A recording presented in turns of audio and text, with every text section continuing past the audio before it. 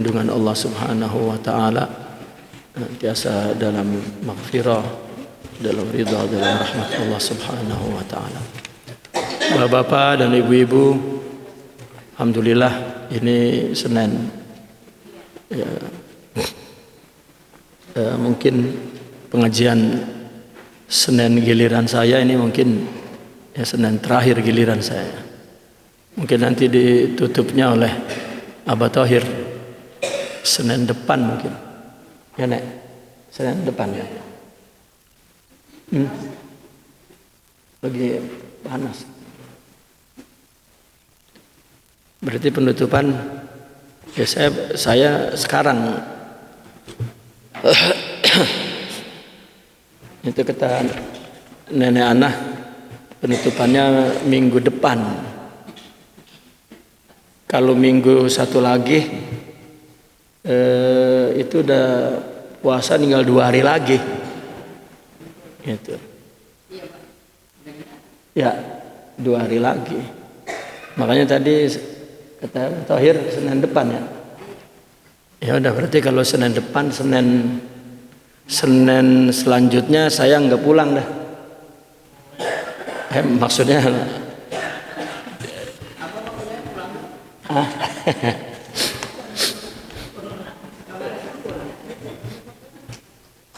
ya karena ada Senin di mana-mana saya kudu pulang gitu. Kalau nggak ada ngaji saya nggak pulang gitu.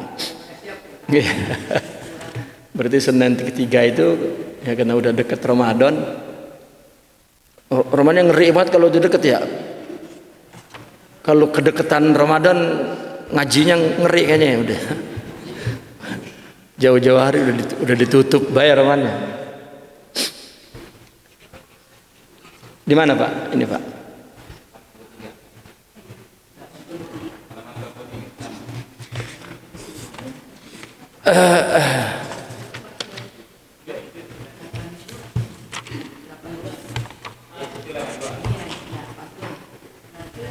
Ini 43 ini.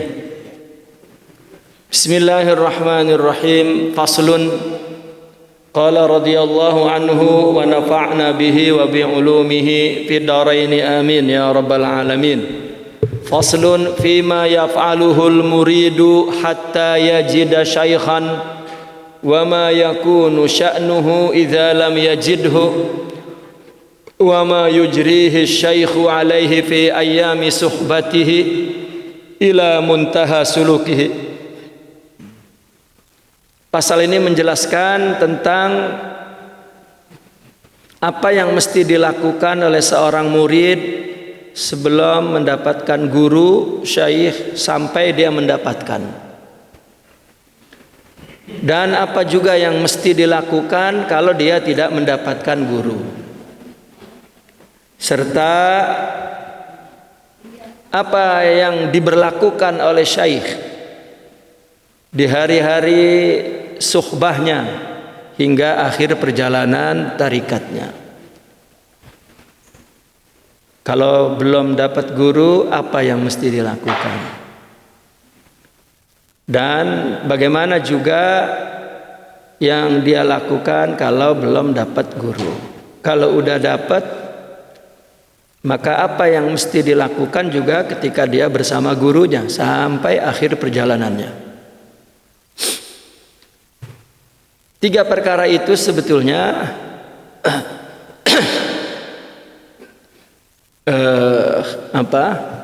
di dalam agama ini hanya 3 perkara, yaitu takwa, istiqamah, dan kemudian tahakkuk al-ubudiyah istilahnya. Walaysa dzalika illa bil amali bit taqwa. Dan tidaklah semua itu melainkan dengan mengamalkan takwa. Ya, orang belum dapat guru atau sudah dapat guru tetap yang dilakukannya adalah takwa. Kemudian wal istiqamati dan istiqamah.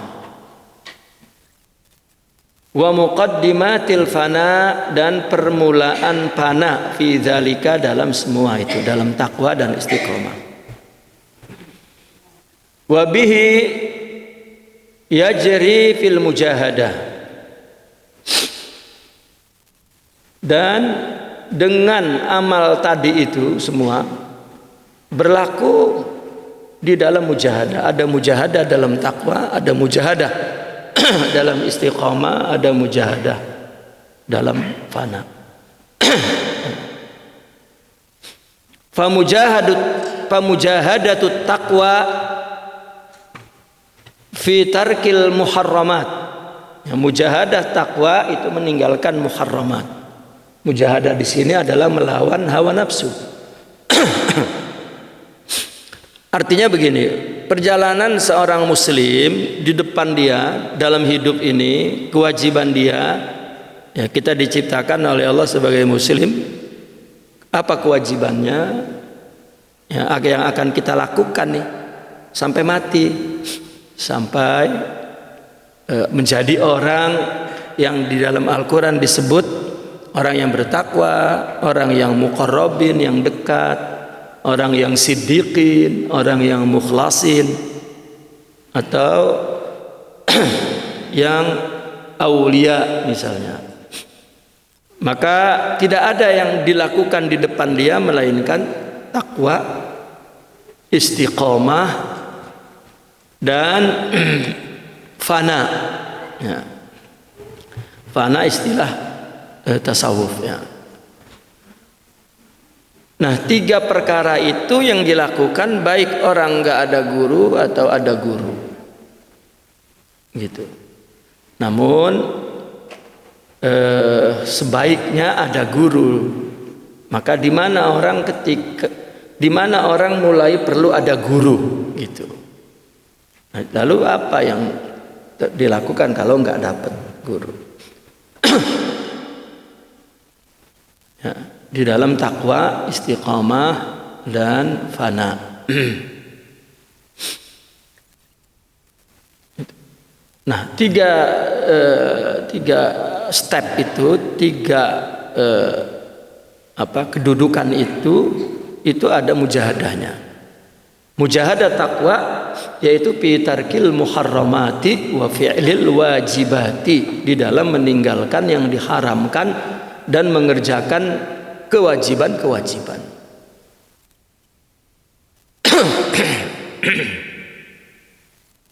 Itu mujahadahnya.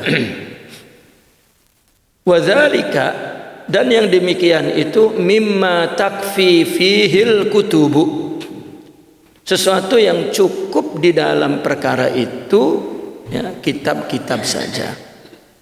Artinya untuk meninggalkan yang haram dan menjauhkan melaksanakan kewajiban atau yang diperintah itu memerlukan ilmu, maksudnya. Memerlukan ilmu itu ada di kitab. Nah, sudah barang tentu ngaji kitab ya ada gurunya, gitu maksudnya.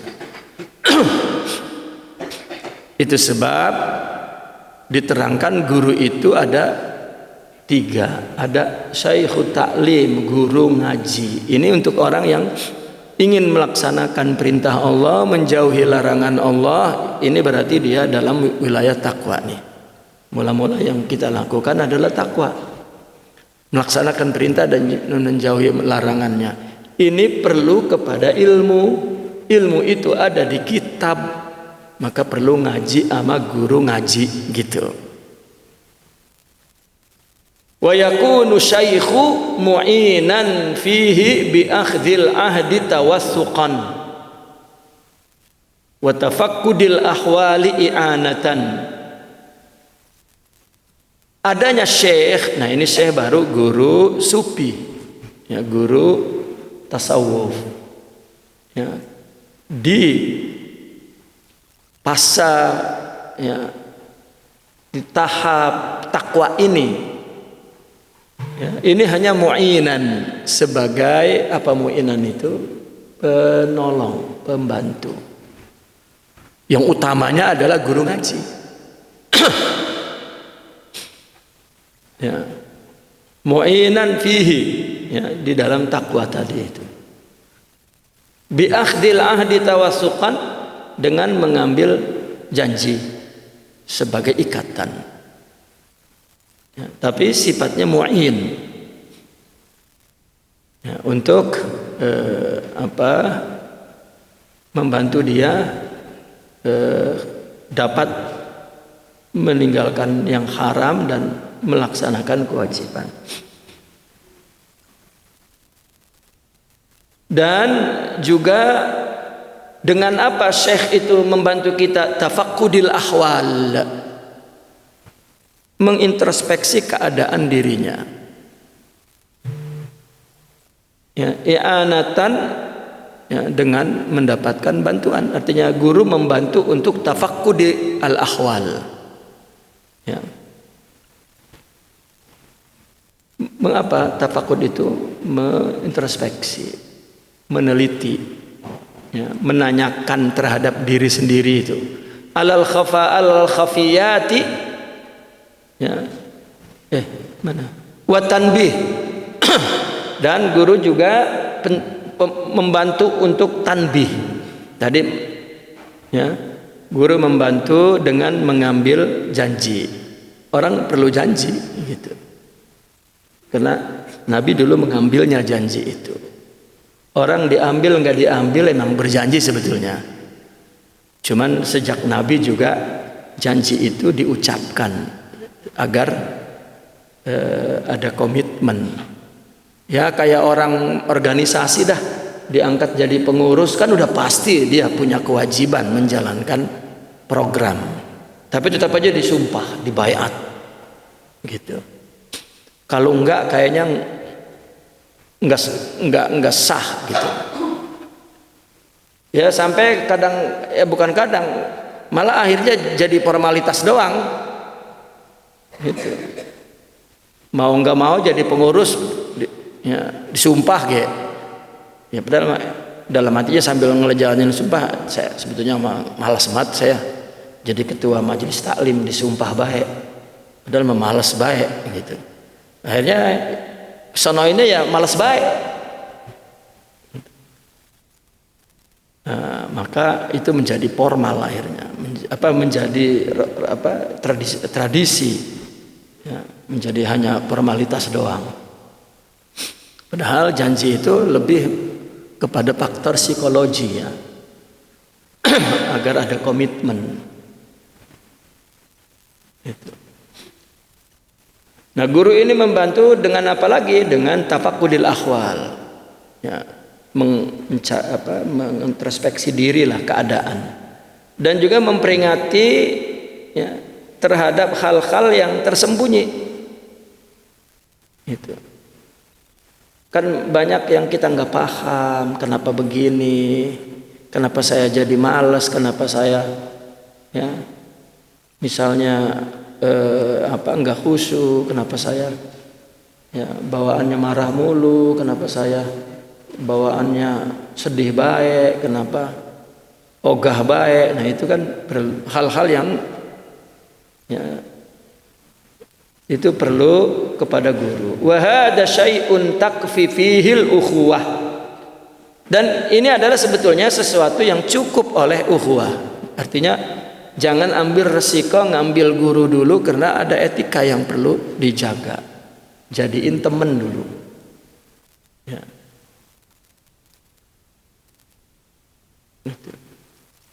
Wa yu'khadhu ilmuhu minal kutub, dan diambil ilmunya dari kitab-kitab. Ya, orang takwa itu kan amal, ibadah, ngelaksanain perintah, ngejauhi larangan. Mutlak yang diperlukan adalah ilmu, dan ada di kitab-kitab itu. Ya.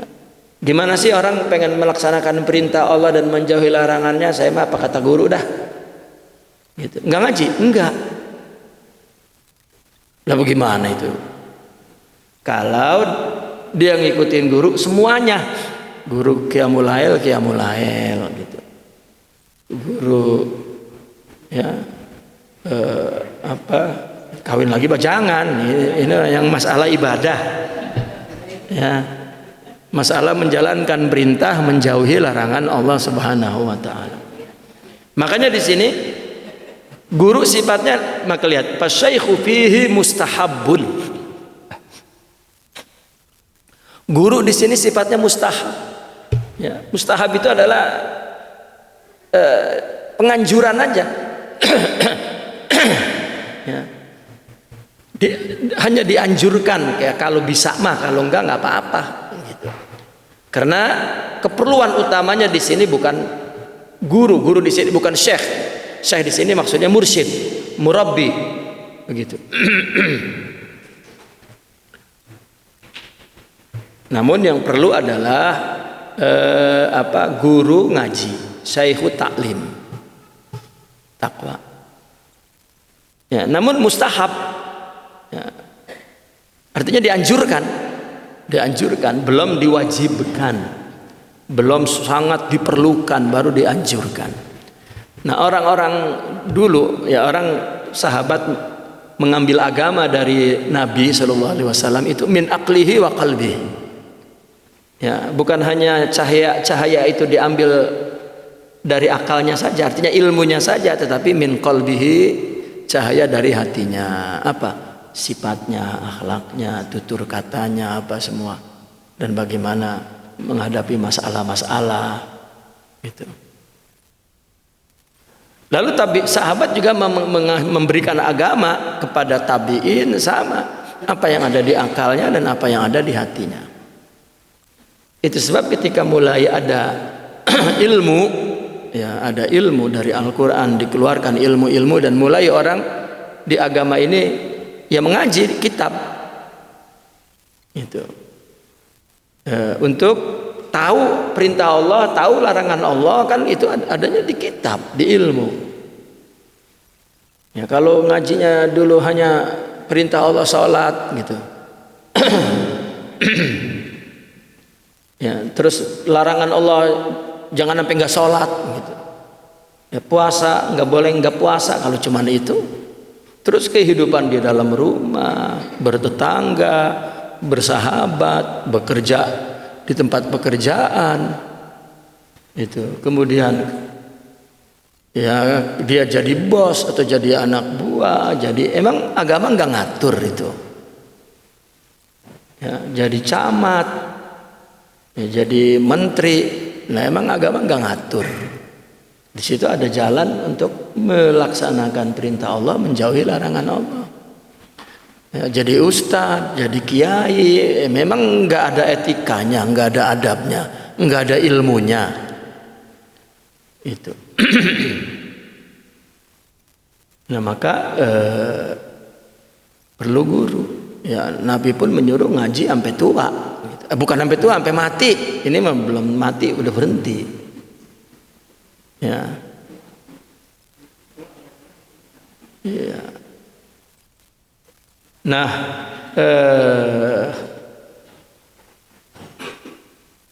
mana tadi? Sebetulnya ulama-ulama dulu, ya, ulama-ulama dulu, mereka ketika ngaji, ya, ya, gimana menerangkannya?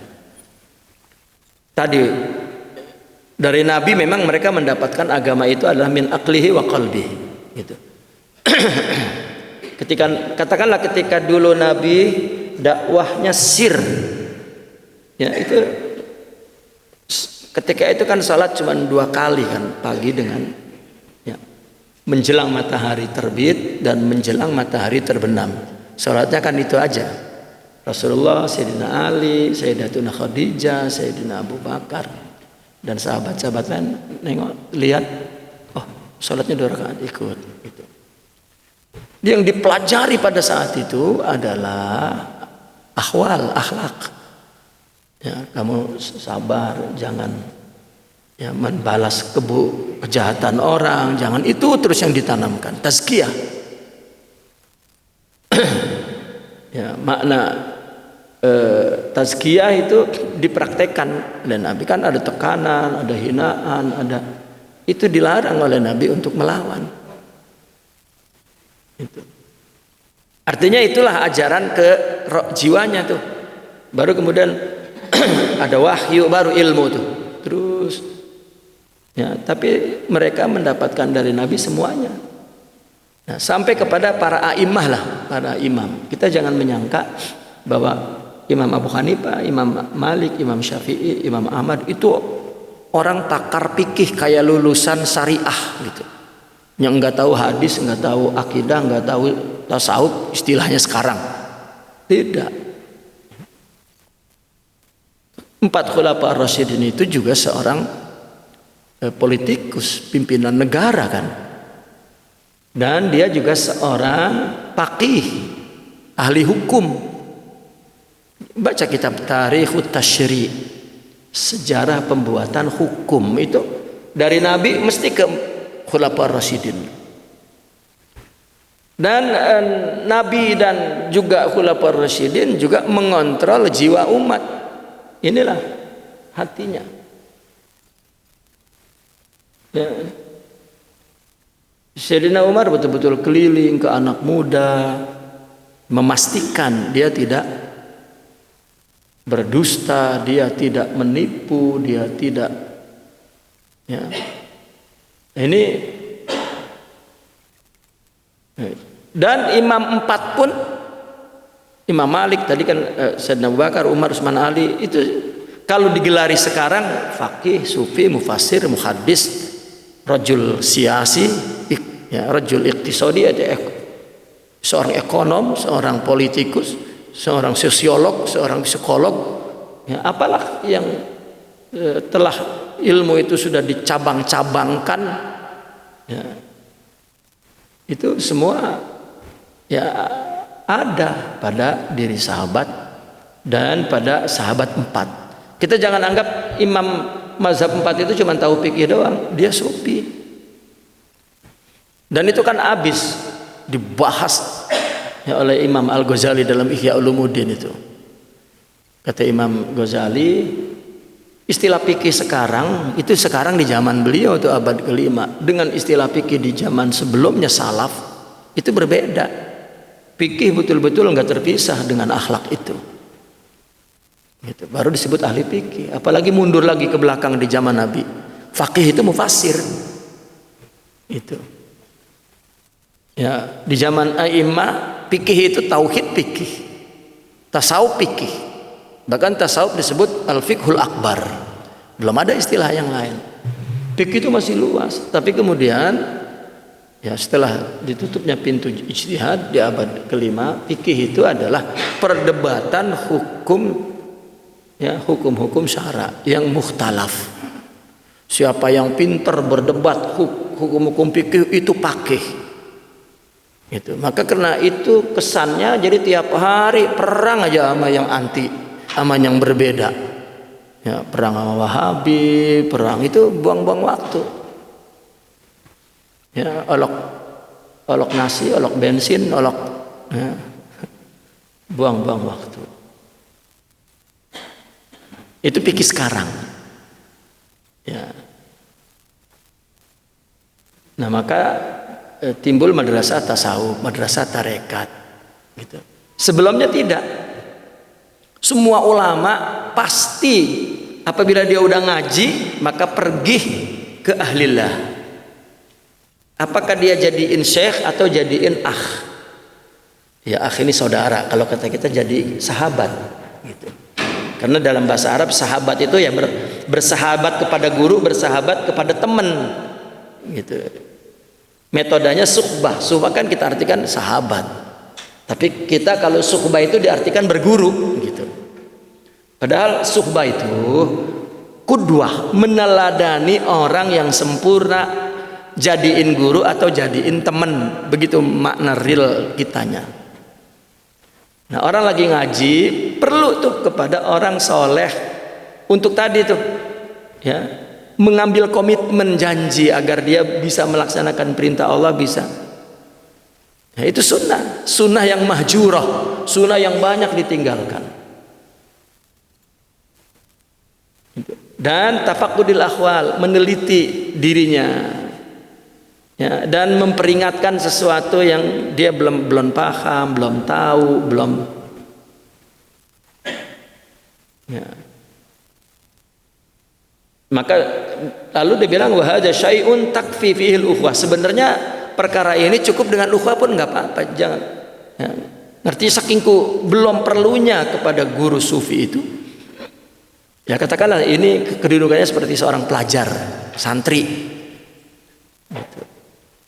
Kehadiran guru itu syekh dalam arti mursyid lah, mursyidnya. Kehadiran mursyid itu hanya mu'in sebagai pembantu. Ya, fasyaikhu mustahabbun faqat wallahu a'lam. Ya. Nah, syekh di sini adalah syekh ta'lim. Ya. Kemudian wa mujahadatul istiqamah, dan mujahadah istiqamah. Nah, orang setelah takwa, setelah punya ilmu dan dia tahu apa yang diperintahkan dan tahu apa yang dilarang dan dia mengamalkannya, maka dia perlu istiqamah. Bihamlin nafsi ala akhlaqil Quran was sunnah, dengan membawa jiwa kepada akhlak Al-Quran dan sunnah. Wahia aqwaluhu sallallahu alaihi wasallam wa luzumul adabi wa makarimul akhlaq. Ya, sunnah adalah aqwal Nabi, ya, serta komitmen kepada adab serta akhlak yang mulia. Nah, istiqomah ini, ya, mulai melazimi adab. Adab itu menempatkan diri dimanapun dia berada, dia merasa berhadapan dengan Allah. Itu adab, dan itu istiqomahnya begitu. Ya, kita sholat, coba kita terap, kita bayangkan bahwa kita lagi di depan Allah. Jangan, ya, pikiran kemana baik, badannya ke depan juga kan yang dilihat katanya hati oleh Allah. Ini yang dipikirin, ya, kudungan kayak, ya. Baju seragam majlis taklim belum dibeliin sama suaminya, sholat kayak itu bayang dipikirin. Ya, udah ngambil belum lunas, ya, seragamnya banyak banget. Ya. Nah ini artinya kehilangan atau tidak beradab. Nah, istiqomah itu mulai menempatkan diri di depan Allah. Dan makarimul akhlak, bagaimana punya akhlak yang mulia, ya, berinteraksi kepada orang. Ini ringkas, ya, ringkas. Nah, istiqomah inilah baru, ya, di babul tazkiyah, di babul mujahadah, yaitu di tarekat. Ya, kalau tadi itu takwa di fikih. Nah, ketika istiqomah ini baru mulai di tasawuf. Ya. Tasawuf itu ada dua kan? Ya, ada tasawuf dalam arti tarikatnya dan ada dalam arti hakikatnya. Tarekat ini mujahadah, tazkiyah. Nah, itu yang ada nama tarekat Qadiriyah, Naqsabandiyah, Saziliyah, Khalwatiyah, Idrisiyah, Tijaniyah. Itu adalah untuk mengajarkan istiqomah. Nah, istiqomah itu sudah berbicara tentang nafsu, tentang adab, tentang akhlak. Itu tarekat. Wa hadzal ladzi ja'at bihi syari'atu ba'da taqwa. Inilah yang dibawa syariat setelah takwa. Istiqomah itu dibawa oleh agama kita setelah takwa. Setelah punya ilmu, tahu perintah Allah, tahu larangan Allah. Ya. Sekarang fastaqim kama umirt. Istiqomahlah sebagaimana engkau diperintah. Istiqomah ini adalah, ya, mulai melawan hawa nafsu.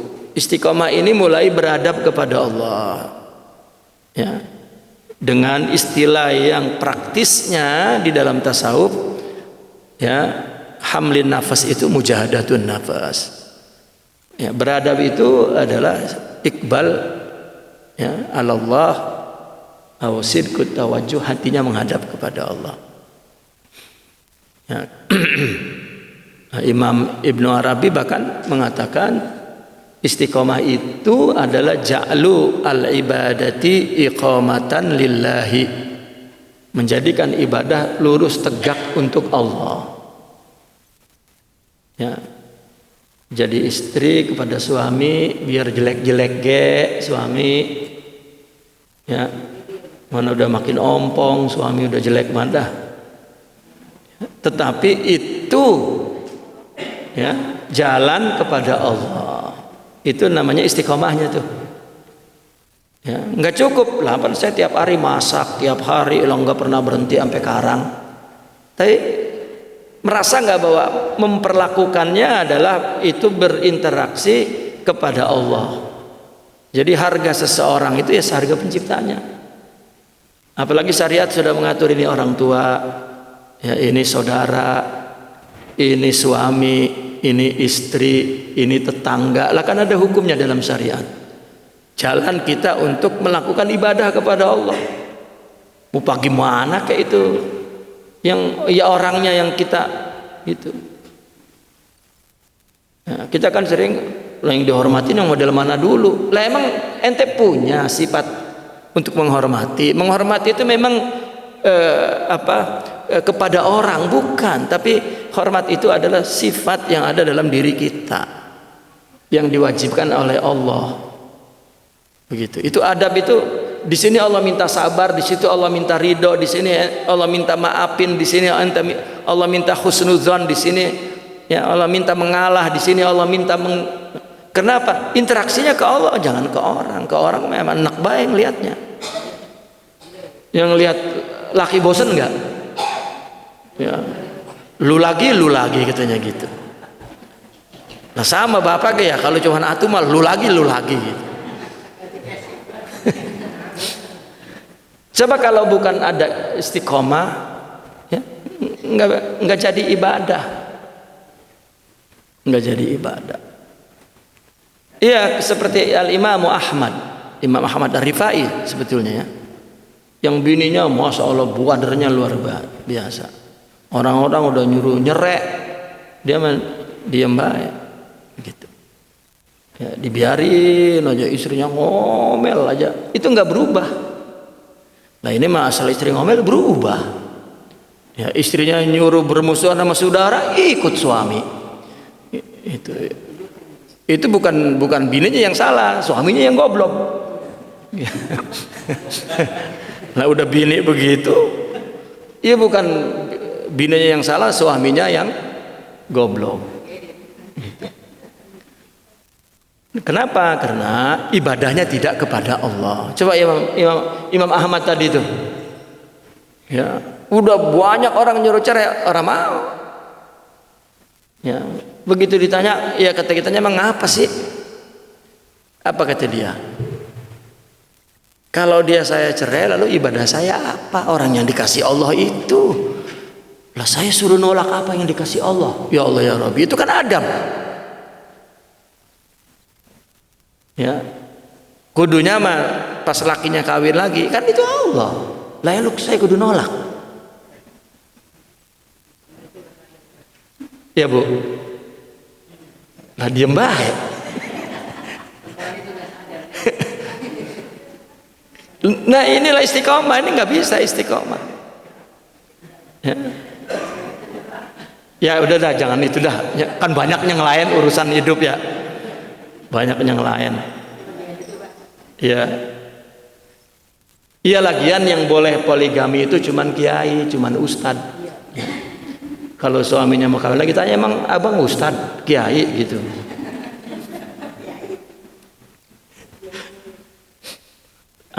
Ada orang kaya ya ngadep ke saya, kata dia mah pengen dapat apa namanya ya, dukungan ya secara agama syariatnya lah. Alhamdulillah saya ini artinya keuangan ini untuk kawin 4 juga saya sanggup. Jadi bagaimana menurut saya ya, mau kawin lagi boleh nggak? Sekalian minta doanya ini katanya mana? Lah kata saya sebenarnya mah kalau orang kaya itu untuk mentauze, untuk membagi-bagi hartanya itu bukan dengan kawin lagi. Dengan apa? Cari kiai yang istrinya 1 kawinin sama duit ente. Karena anak ente nanti jadi ulama enggak? Lagi mana? Sedangkan Nabi menikah itu dulu agar jumlah umat Islam makin banyak, kan kecil dulu. Perkawinan itu salah satunya di samping hukum asasnya adalah boleh gitu. Tetapi di zaman-zaman tertentu digunakan untuk kepentingan agama. Kita jamaahnya dikit, kurang orang, lebih ini dibanyakin, banyak anaknya, kan begitu. Lah ini mah di rumah bae nggak ngapa-ngapain. Lah mau kawin lagi atuh ge ora habis ya.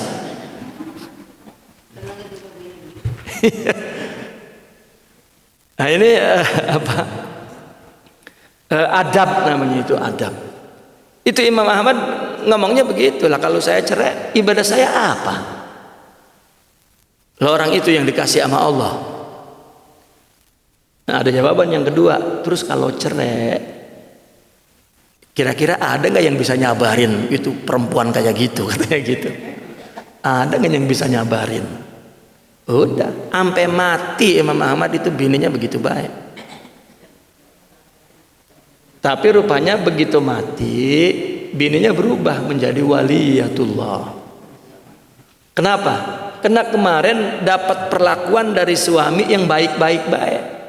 Dia marah, dia mengasih sabar. Dia begini, dia ngasih baik sangka. Dia begini, ya dia ngerti. Dia begini, dia maafin. Dia begini, lah kan lama-lama dapat semua tuh. Ya, karena perkataan dan perbuatan kita sebetulnya itu adalah pemberian sifat yang ada di dalam diri kita.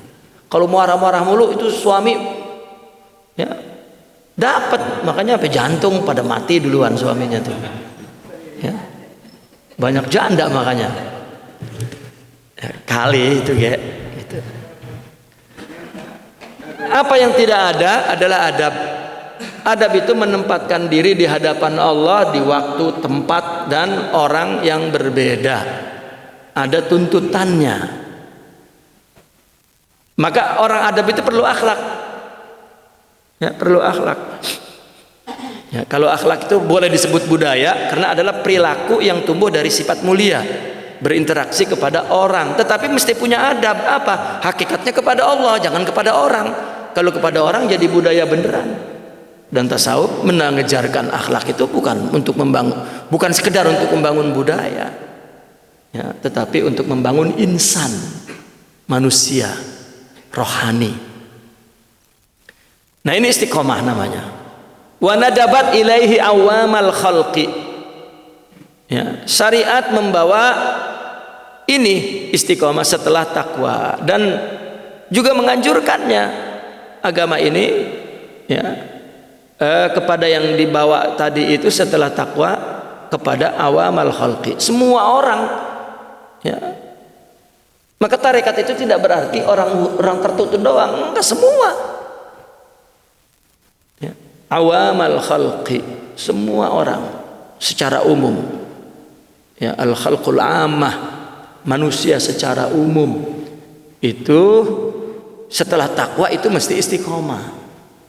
Apa istiqomah? Mujahadatun nafas, makarimul akhlak, dan luzumul adab. Itu istiqomah. Dan tarikat sebetulnya ngebahas itu.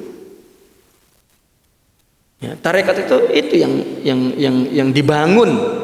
Ya, karena tarikat, kalau syariat itu ngebangun jasmani, ya artinya suratul amal, bentuk amal dalam fisik, rukunya bagaimana. Nah ketika mulai tasawuf, mulai masuk ke batin.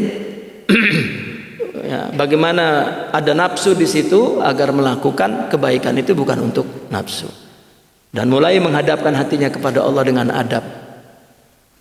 Ya.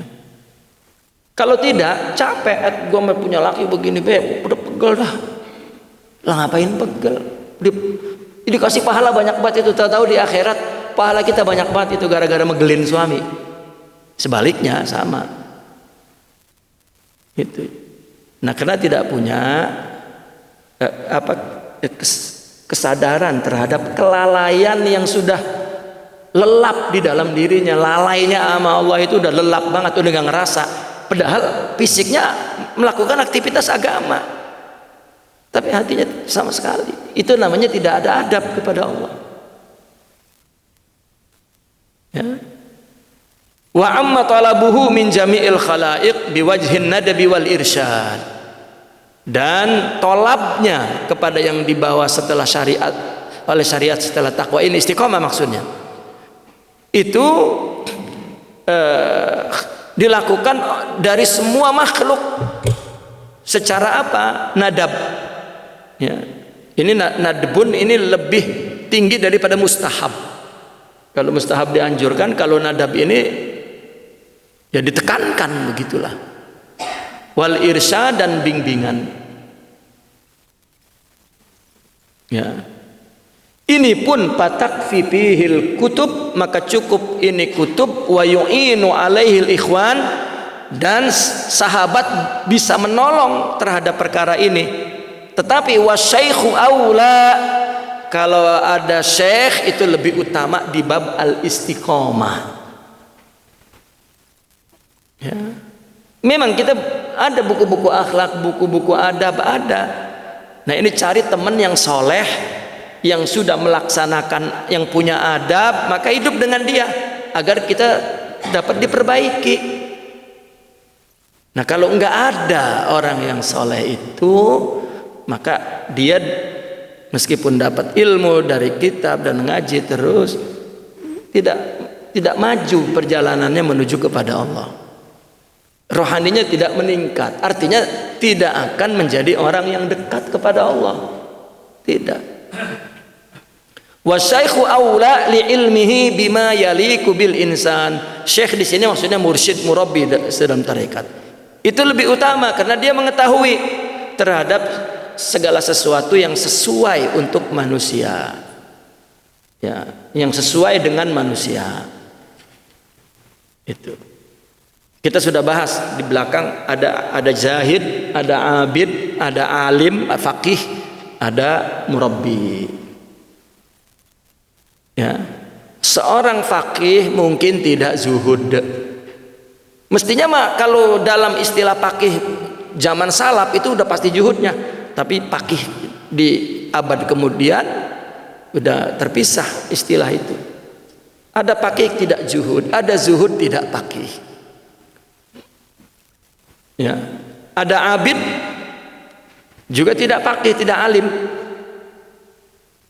Gitu. Tetapi kalau dia seorang sufi itu wajib faqih dan wajib jahid.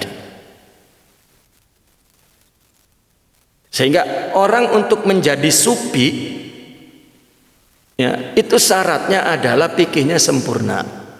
Tetapi untuk menjadi faqih mesti tetap punya syarat tasawuf, tapi cukup meskipun standarnya rendah. Tasawuf itu kan ada dua ya. Ada kalau istilah syar'inya istiqomah dan fana, atau thariqat dan hakikat. Nah, seorang faqih ini dinamakan faqih tapi tetap mesti menguasai tasawuf, tetap cukup dalam tataran istiqomah, tazkiyatun nafas. Tidak makrifat pun tidak jadi masalah, tetap boleh jadi faqih, sah.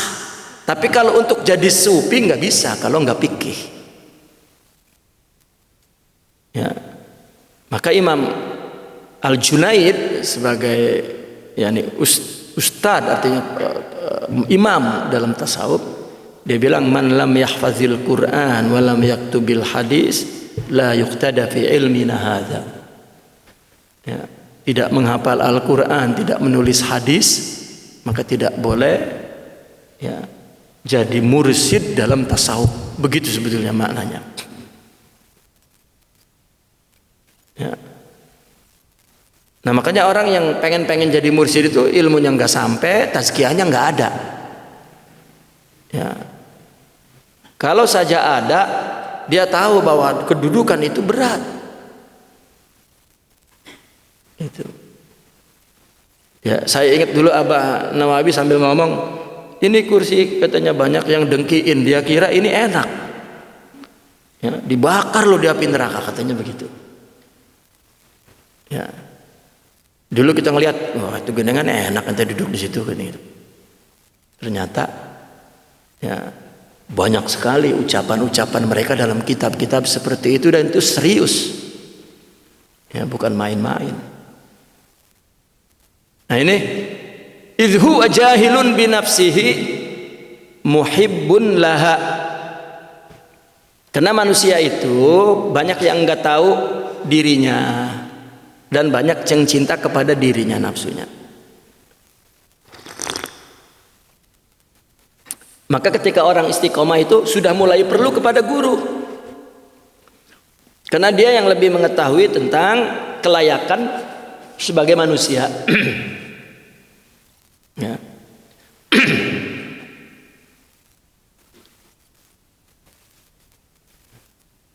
Ya, orang artinya di bab ngaji, di bab ilmu, ketika tidak ada bab istiqomah, bab adab, ya entahlah apa yang terjadi gitu. Apa nggak ada bedanya tempat ngaji sama mall, tempat ngaji sama tempat ngobrol, nggak ada bedanya ya. Ketika ada orang ngaji sambil ngerokok, maulid sambil ngerokok, itu karena tidak ada sufi di situ ya. Nggak ada istiqomah, nggak ada adab. Kalau pembahasan fikih ya silakan bahas, mungkin boleh, mungkin ya, tapi adab. Nah.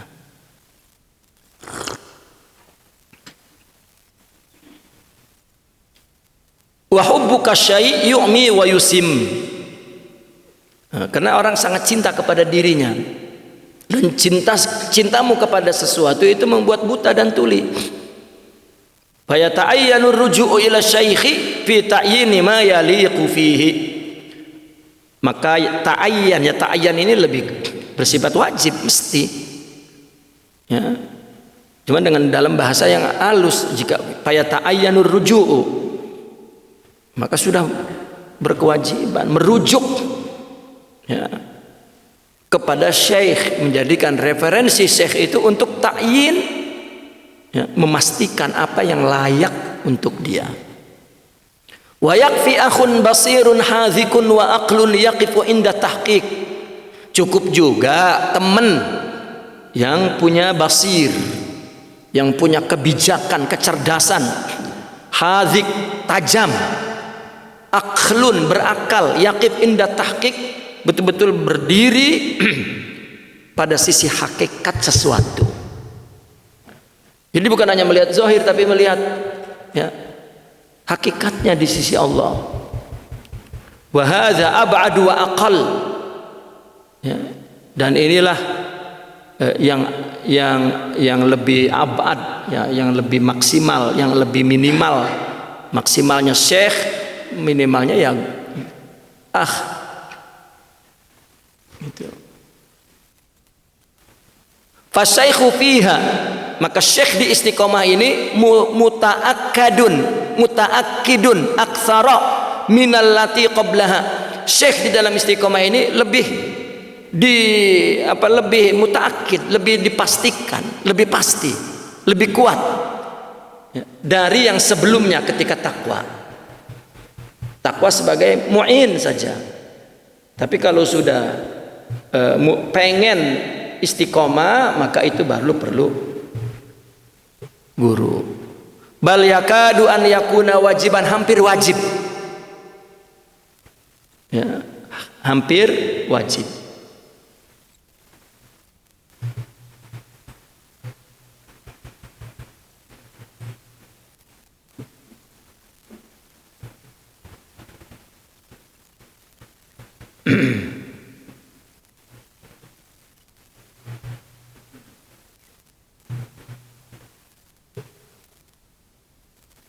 Lakinna syaikh ta'limil basiri fiha ka syaikh tarbiyah.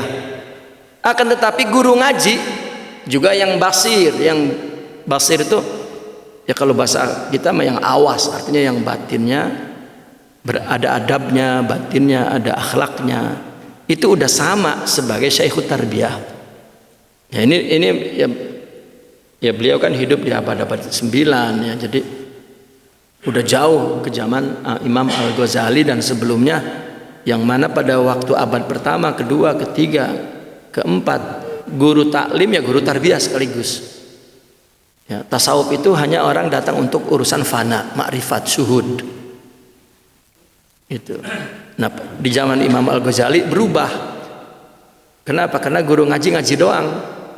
Nah, akhirnya oleh Syekh Abdul Qadir Al-Jilani diambil guru tazkiyah, mujahadah, dan guru makrifat itu jadi satu di dalam tasawuf. Atau Syekhut Tarbiyah dan Syekhut Tarqiyah itu sudah jadi satu. Dan sampai sekarang ya, tidak ada yang berubah lagi. Tidak ada ulama mujtahid yang merubah apa yang telah ditetapkan oleh Syekh Abdul Qadir Al-Jilani. Dan buku-buku sudah tulisannya begitu. Apabila tasawuf mesti ngebahas tazkiyah. Bahkan sudah jadi identik.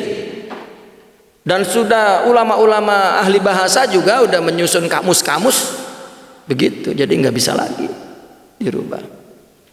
Sebetulnya zaman dulu juga tetap ada yang dia syekhut taklim, dia syekhut tarbiyah, dia semua. Maka apabila dia hanya syekhut taklim dan tarbiyah, nah, giliran untuk makrifat disuruh pergi ke ulama makrifat. Nah, yang kebanyakan guru sufi dijadikan itu dalam tazkiyah. Maka hampir banyak fuqaha yang tidak mencapai makrifat, tetapi tetap dia berkawan dengan orang sufi untuk mendapatkan tazkiyah. Itu otomatis udah nggak bisa, karena syarat faqih itu dia ahlu tazkiyah, artinya istiqomah, mesti dia berhubungan kepada orang sufi itu, meskipun ukhuwah bukan masyakhah ya. Ini jarang, artinya perkara ini banyak yang tidak memprediksi, artinya tidak mengkaji, banyak sekali ya. Artinya kedetailan ini ya, jarang diketahui oleh pengamal tarikat.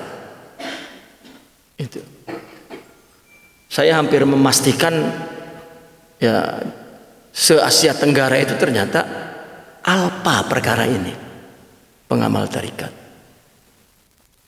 Ya, artinya kronologis ya, sejarah gitu. Sehingga dalam tazkiyah sebetulnya tidak seketat seperti yang terjadi sekarang ya, ikatannya kepada guru itu, meskipun dia mengambil sebagai murid guru, tapi tetap lebih dalam tarbiyah itu lebih kelihatan kasih sayang guru itu. Dan wa mujahadatun fana, dan mujahadah fana. Apa bentuknya? Bitarkil kulli alal kul, meninggalkan semua ya, ke atas semua, bahwasanya semua itu tidak ada dan semua itu adalah dari Allah Subhanahu wa taala. Wa tawajjuhi ila Allah bil kulliyah, dan tawajuh hatinya kepada Allah total. Pamabadi'uhu tu'khadu minal kutub. Kalau ingin mengetahui prinsip-prinsipnya, dasar-dasarnya, itu juga ada dari kitab, dari Al-Quran dan hadis, semua ada ya. Kalau tidak, ini agama apa nanti? Tetap ada rujukannya di Al-Quran dan hadis. Wa nihayatuhu la budda fiha min syaikhin wa huwa wajibun li adamil ilmi ya. Dan penghujungnya ini mesti dalam mujahadah ini ada syaikh, dan itu wajib, baru wajib ya. Maka dulu Imam Abu Hanifah berkata kepada salah satu muridnya, kan Imam Abu Hanifah itu punya 3 murid yang ya, luar biasa. Katakanlah ilmu syariatnya itu sudah sejajarlah dengan dia. Imam Muhammad Asy-Syaibani, Abu Yusuf, dan Daud At-Tai. Gitu. Daud At-Tai itu pernah berantem sama Abu Yusuf, ngaji begini masih kecil. Kalau duduk nyampur mesti bercanda. Itu ya, Imam Abu Yusuf dengan Imam Daud At-Tai. Kalau duduk nyampur nih mesti bercanda. Dorong sono, dorong sini, dorong. Imam Abu Hanifah ngeliat, nih bocah ya, dipisahin tuh. Daud ente belakang sono, ya, belakang, ngelemparin batu dari belakang ke Abu Yusuf, dilemparin lagi, lemparin. Masya Allah. Ya. Tapi begitu dewasa terus sampai, nah, kalau Abu Yusuf menjadi qadil qudat, ya, dia menjadi mufti lah. Sementara Daud At-Tai diperintahkan untuk mengambil ma'rifat. Izhab ila Khubaybil Ajami hana waktul amal ya Daud, katanya. Ente pergi ke sana ke Khubaybil Ajami. Nah, maka tarekat itu silsilahnya ya, ada nama Daud At-Tai, itu murid Imam Abu Hanifah An-Nu'man. Imam Hasan Al-Basri, Khubaybil Ajami, Daud At-Tai, Ma'ruful Karhi, Syarah As-Sakati, Junaidil Baghdadi. Ini kan ya, silsilah Zahabiyah ya, yang semua tarekat akan melalui jalur itu. Nah, itu adalah untuk fana istilahnya, untuk makrifat lah, untuk syuhud. Kenapa? Karena dalam perkara ini li adamil ilmi, ilmunya nggak ada. Ini adalah khibrah ruhiyah, nur. Summal hasilu anna ma takfi fihi al-kutubu wal ikhwanu huwa syughlul murid hatta yalqa syekh. Nah, maka artinya kesimpulannya, kitab dan teman yang soleh itu cukup ya sebagai kesibukan murid sampai ketemu syekh. Jadi orang itu sebetulnya ketika belum ketemu guru ya mesti ngaji ilmu dulu. Ini mau nyari guru tasawuf ya betapa dulu ya. Bukan perbaiki dulu ilmunya, akidahnya. Coba Syekh Abdul Qadir Al-Jilani ya, ketika orang mau menjadi murid dia itu diberi syarat 10 syarat ya, sahih aqidatak ya, watrukil ikhtiyar wa'ridil khalq, katanya. Perbaiki akidahmu, jangan punya pilihan apa-apa, dan tinggalkan orang-orang yang tidak betul. Bahkan ada lagi ucapan dia yang serem, dan kamu tidak berdosa selama 20 tahun baru aku terima jadi murid. Ya, murid-muridnya semua mempertanyakan tuh, yang mula-mula masuk apa makna tarkul ikhtiar, apa makna iradil khalaq ya. Terus emang ada orang gak berdosa sampai 20 tahun gak berdosa? Kata Imam Abdul Qadir, kalau berdosa taubat ya, berdosa taubat, berdosa taubat ya. Maka ulama-ulama dulu kalau ada orang yang mau masuk tarekat dilatih untuk taubat dulu ya. Pertama yang harus dibetulkan orang bertarekat itu taubat. Pertama taubat dari enggak ibadah menjadi ibadah ya. Kemudian taubat dari maksiat kepada taat. Nah, kalau udah enggak maksiat, taatnya ini kudu ditaubatin. Kalau tujuannya untuk bukan Allah, maka bertaubat agar untuk Allah. Kalau sudah untuk Allah masih perlu taubat. Apa? Jangan merasa kamu yang mengerjakan. Kamu mesti merasa ini anugerah Allah ya, terus ya, itu namanya orang yang menjalani perjalanan menuju kepada Allah.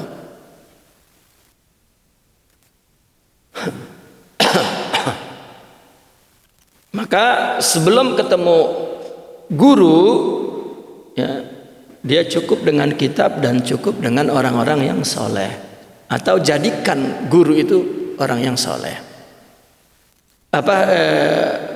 teman yang soleh. La yata'addahu ila ghairih. Ya. Jangan pergi kepada yang lain, jangan melewatkan kepada yang lain. Ya. Jangan sampai enggak punya guru maksudnya. Fa inna ta'addahu, karena melewati guru rubbama dhalla wa adall, boleh jadi dia sesat dan menyesatkan. Wala yuhmilul isti'anata bi akhin salihin albattah, dan jangan mengabaikan pertolongan yang saleh, yang battah, ya, jangan mengabaikan sama sekali.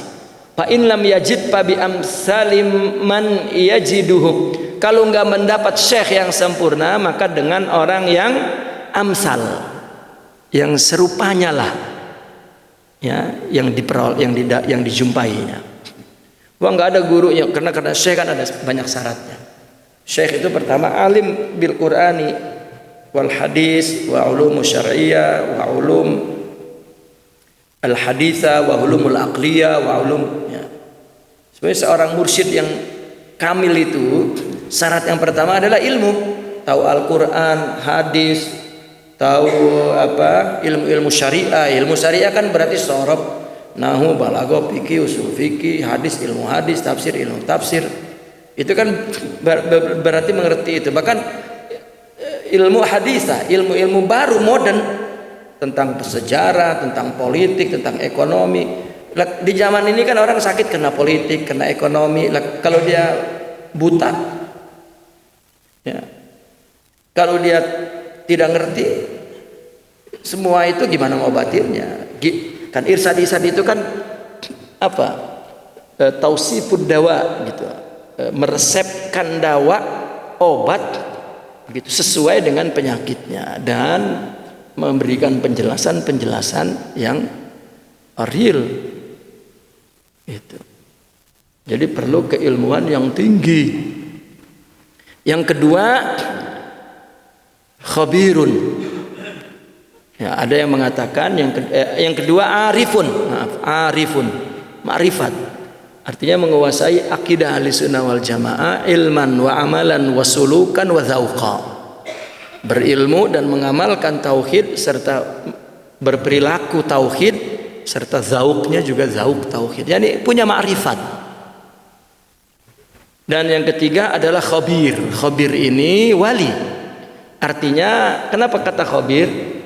Ya, dia menjadi guru tadinya jadi murid gitu. Karena ada orang pengen jadi guru nggak pernah jadi murid. Ya, gimana jadi murid nggak mau tiba-tiba mau jadi guru? Itu min babi hubbil azamah, Fir'aun. Itu adalah kefir'aunan nafsu. Itu karena artinya guru tarekat itu adalah guru yang akan menundukkan nafsu. Itu. Nah ini dia tidak akan punya khabir. Nah khabir itu orang yang sudah katakan mujahadah nafsu itu sudah selesai, berarti pernah dia berguru kepada guru sebelumnya. Yang keempat, ma'zunun, mendapat izin dari guru sebelumnya, yang gurunya dapat izin dari gurunya, terus tasalsul sampai kepada Rasulullah Sallallahu Alaihi Wasallam. Ya, nggak ngaku-ngaku. Ya, saya mimpi diangkat oleh Syekh Abdul Qadir Al-Jilani. Nah, ya, saya diangkat jadi mursyid tapi dalam mimpi. Itu jahilun, ya, bodoh, wa kadzibun, dan dusta. Kecuali dia memang ditarbiyah, dia alim, dan kemudian dia mimpi, itu istinasun, itu hanya memberikan satu ketentraman melalui mimpi bahwa kamu berada di jalan yang benar dan benar-benar mendapat izin. Ya.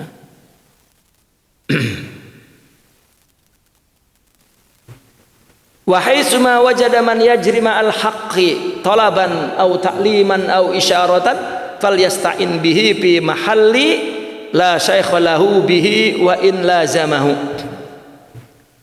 Ya. Di mana dia mendapatkan seseorang yang berjalan bersama Allah, Al-haq itu Allah, berlaku bersama Allah. Talaban, menuntutnya. Ta'liman, ya, mengajarnya. Isyaratan, isyarahnya.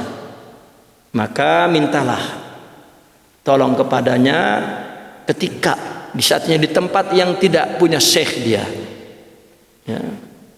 Wa in lazamahu, dan kalau bisa ya melaziminya. Ketika orang tidak punya syekh, ya, maka melihat ada orang yang senantiasa bicaranya, tolabnya Allah, taklimnya Allah, isyarahnya Allah, artinya pengajarannya semua untuk beradab, beristiqomah dan menuju kepada Allah, ya, maka fal yasta'in bihi, ya, maka mintalah tolong kepadanya, ya, bimahal, di tempat yang tidak ada syekh. Kemudian wal yahzaril ahdatsa juhdahu, ya, tetapi di sini wal yahzaril ahdatsa, dan berhati-hatilah kepada ahdas. Apa ahdas di sini? Ahdas di sini adalah anak kecil, ya, kecil bukan umurnya, bukan orangnya, tetapi kecil rohaninya, kecil akhlaknya. Karena kata Imam Abul Hasan Syazili, la tashabil ahdasa, ya, walau ibni tis'ina sana. Jangan dijadiin guru bocah-bocah meskipun umurnya 90 tahun. Lah emang 9 tahun menjadi bocah lagi, coba dah. Giginya nggak ada, jadi bocah. Aleman. Ya. Artinya ahdas di sini bukan umur, tetapi ilmu dan ma'rifatnya. Ya, ma'rifatnya. Karena orang ketika tidak ada ma'rifat, meskipun punya pengalaman tua dan banyak nasihat hikmahnya, tetap nggak bisa, ya. Ada godaan mah jatuh lagi, ya. Gua ini udah makan garam, makan asem, makan apa lagi, ya, makanya lu harus begini, ya.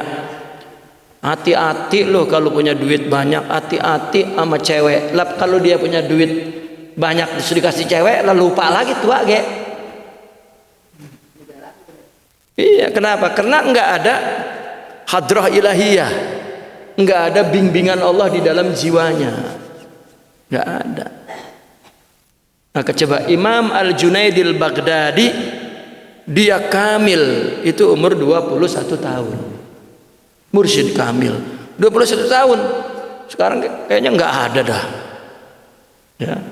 Sekarang mah orang nyari yang tua mulu, yang nasihati nyari yang tua, yang batuknya ada ya, bapak-bapak, ibu-ibu. Itu orang-orang yang bukan hubbul ilm wal ma'rifah, begitu sifatnya. Ilmu itu ada di mana-mana, ya.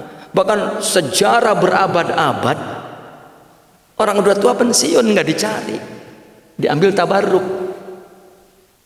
Itu Imam Junaidi itu 21 tahun jadi murabbi, ya. Satu ketika dia duduk di kursi, terus ada orang duduk di bawah, ini umurnya udah 70 tahun. Nah kemudian lagi minta nasihat, diketok kepalanya, isbir ya bni, lu mesti sabar toh. Lah umur 21 tahun lagi ngentong-ngentongin, ya, karena rohaninya matang. Gitu.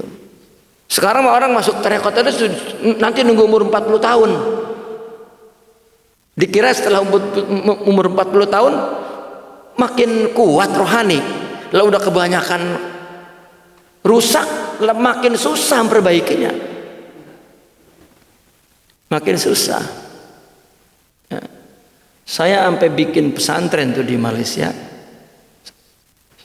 Saya kondisikan anak-anak umur 17-18 tahun, saya tanya, mau baiat? Mau. Karena sudah kita beri pengisian yang cukup. Ya, karena ingin kita kembalikan kepada generasi dahulu. Ya, saya dari kecil ngedengar, nanti udah umur 40 tahun baru jadi takut. Awas lo, jangan masuk tarekat, ntar gila. Ya Allah, saya pikir itu diceger doang budaya itu. Saya kalau Cirebon lagi mondok sama baik. Nah, sampai benci saya dengan tarekat.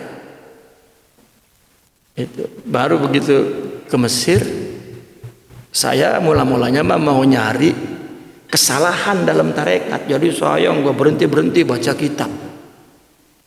Baca kitab tasawuf itu akidah tasawuf filsafat, akidah tasawuf filsafat. Ya, sampai saya tuh kena nggak bisa masak, nggak bisa nyuci, pengen kawin itu cuman supaya ada yang masakin doang. Waktu itu tuh, ya sama pengen kawin mau ongkoh. Cuman tuntutan paling besarnya saya pengen masakin, saya pengen nyuciin. Gitu, saya kawin supaya saya bebas ngaji gitu. Ya, untung bini sayanya ya begitu. Saya mau ke dapur dia dilarang, jangan, udah duduk aja di sana katanya. Wah, makin ngaji kita kan. Gitu. Ini dapur wilayah saya katanya sana ngaji.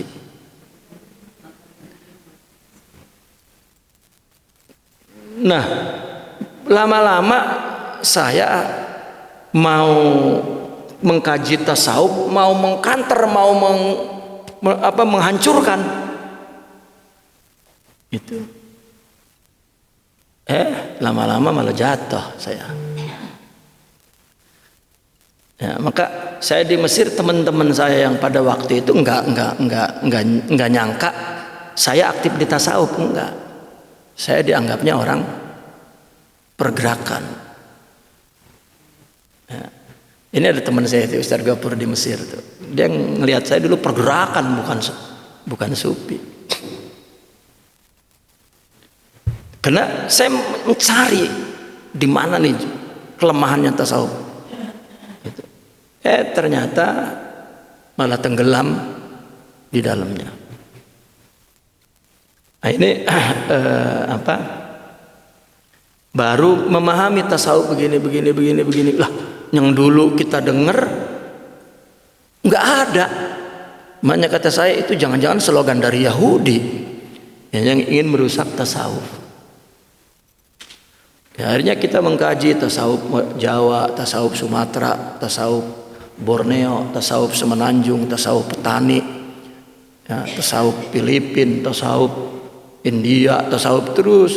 Ya, setelah menguasai perkembangan tasawuf di Arab, di Maroko, ya Allah, ya, baru paham di Ceger itu ada sufi, ada wali, nggak ada yang ngikutin dulu gitu. Baru ya Allah ya Rabbi, baru ingat tuh dulu ya Kinawawi ngomong saya sendirian, nggak ada yang ikut. Ya, dulu kita nonton, loh sendirian bagaimana tiap hari dikelilingin orang. Rupanya ruhiyahnya itu tidak ada yang mewarisi. Ya, maka coba asal cerita Ki Jahari kan mesti kanuragannya, kejagoannya. Terus mana ma'rifatnya, syuhudnya, ruhiyahnya, istiqomahnya, fananya. Itu. Padahal dari ucapan-ucapannya ada isarah-isarah itu. Itu.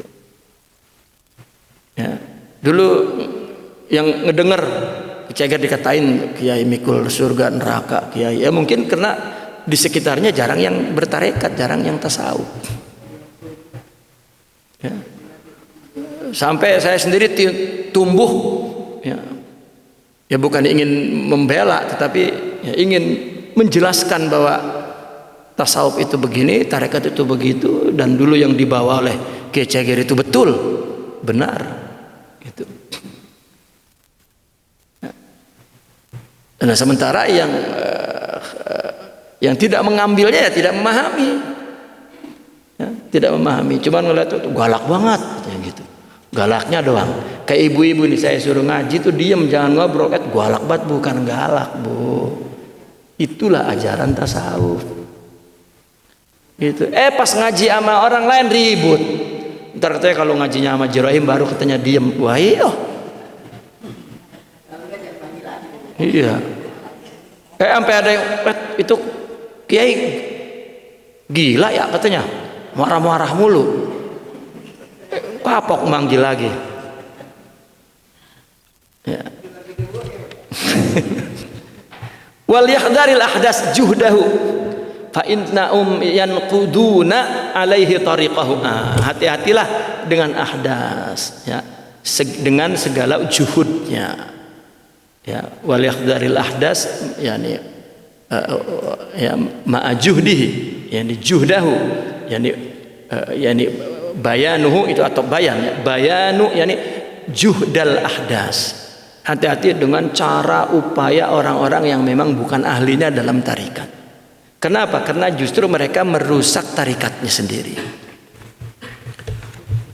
Fal hadasu sinnan yusawwisul qalba bitaqallubihi. Ya.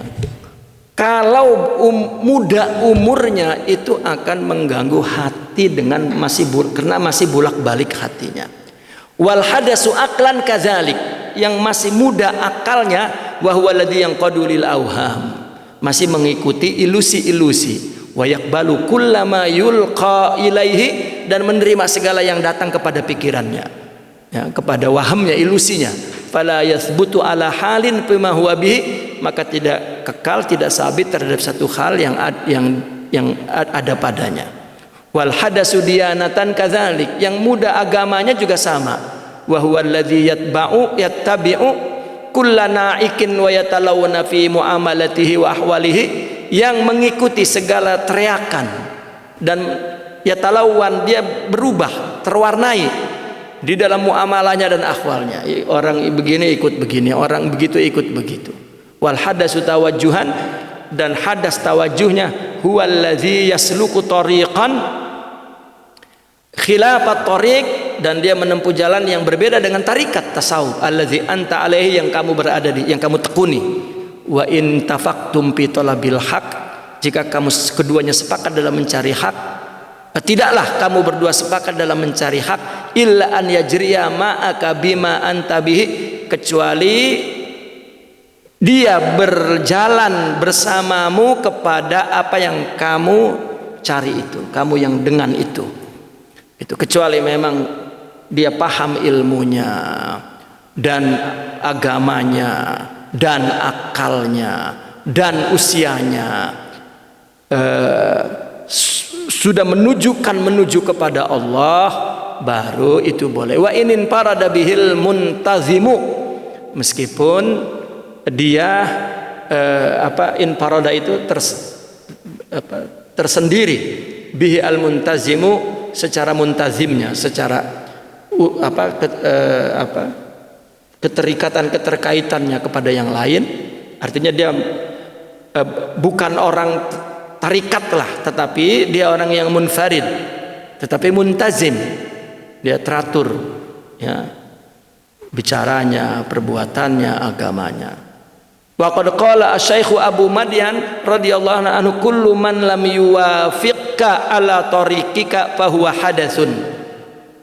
Ringkasnya begitu. Segala yang belum, yang tidak menyepakatimu kepada jalanmu, itu hadas.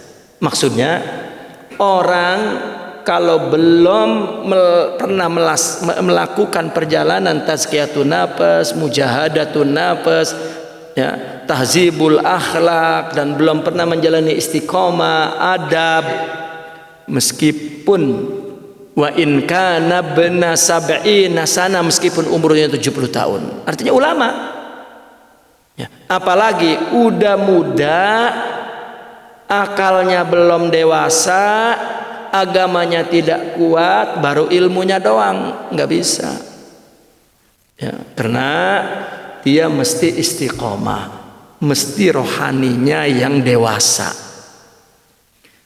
Ada orang muda hafal Quran, hafal hadis, hafal kitab apa, tetap tidak membimbing jiwanya. Pengetahuan yang luas ya, itu hanya untuk membangun takwa, tapi tidak menjadi wadah untuk memancarkan rohani ke dalam rohani kita. Tidak Allah jadikan. Kenapa? Karena dia belum pernah pergi menuju kepada Allah. Ya. Mungkin ilmunya kuat, tapi umurnya atau akalnya. Ya. Ketika menghadapi sesuatu akan kelihatan di sini apa? Wal hadasu aqlan kadzalik bahwa alladhi yanqadu lil auham. Masih mengikuti ilusi-ilusi akalnya. Dan segala apa yang datang kepada akalnya, karena ya, tempat untuk mendapat informasi khitab, ya, mukhatabah, musyahadah, muayanah, itu hati itu belum ada, tetapi akalnya, ya, isi akal kan ilmu. Ketika akalnya dilemahkan oleh sesuatu yang menimpahnya, lalu nafsunya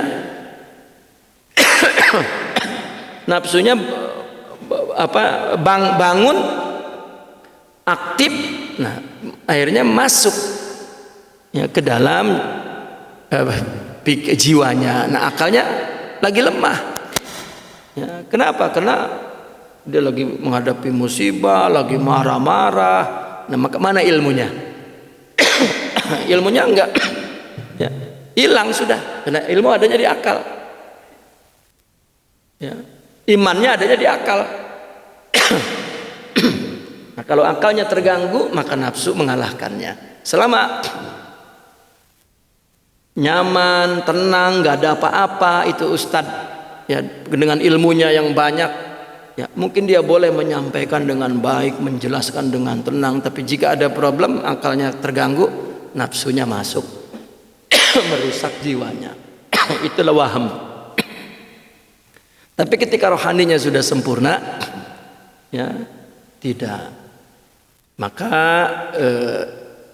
akalnya, maka kesempurnaan rohani itu kan akan menyempurnakan intelektualnya ya. Kematangan spiritual akan mematangkan emosionalnya, akan mematangkan intelektualnya, akan mematangkan semua. Karena masalahnya rohani yang sempurna dengan sifat-sifat mulia itu adalah inayah ilahiyah, pertolongan Tuhan, hadrah ilahiyah, kehadiran Tuhan ya. Tapi jika tidak, maka umur muda mempengaruhi, akal tidak sempurna mempengaruhi, dan tawajuhnya, hatinya menghadap kepada Allah pun goyah. Nah maka kullu man lam yuwafiqka ala tariqika, setiap orang yang tidak sepakat dengan kamu di dalam jalanmu menuju kepada Allah, dalam mujahadah, dalam istiqomah, dalam adab dan seterusnya, bahwa hadatsun, itu bocah.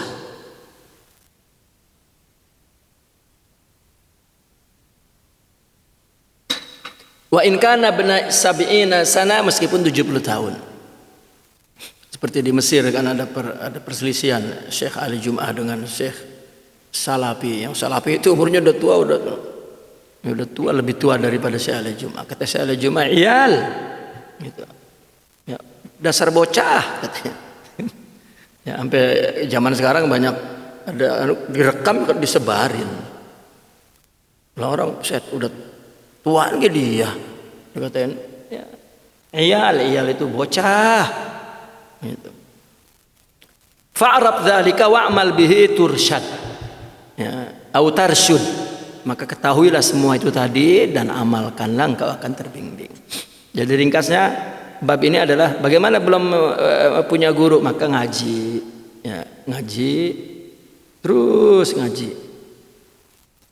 Nah, kemudian cari orang lingkungan yang baik, yang soleh dan beradalah di situ sampai kemudian ya bertemu guru. Karena sebenarnya ketika seseorang datang ke guru belum punya ilmu, belum punya apa, lah kan ngaji dulu.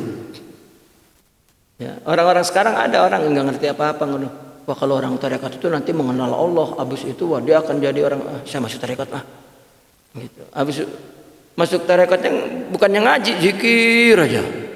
Ya, asal ngaji nggak mau, zikir Zikir itu dia bukan ingat Allah, bukan minta ampun kepada Allah, bukan muji Allah, bukan kayak baca mantra. Udah amalin, saya baca udah berapa ratus. Ini lama-lama jadi dukun, gitu. Dan bukan sama sekali bukan tasawuf. Dan itu yang saya kritik dulu tuh itu. Ternyata bukan itu, kirain itu tasawuf. Ternyata bukan. Nah baru ngajob kan kalau tahu dari dulu mah begini.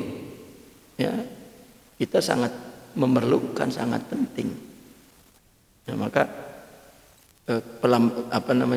bukan pelampiasan, rasa menyesal itu ya, akhirnya saya ingin membayarnya kepada generasi yang sekarang.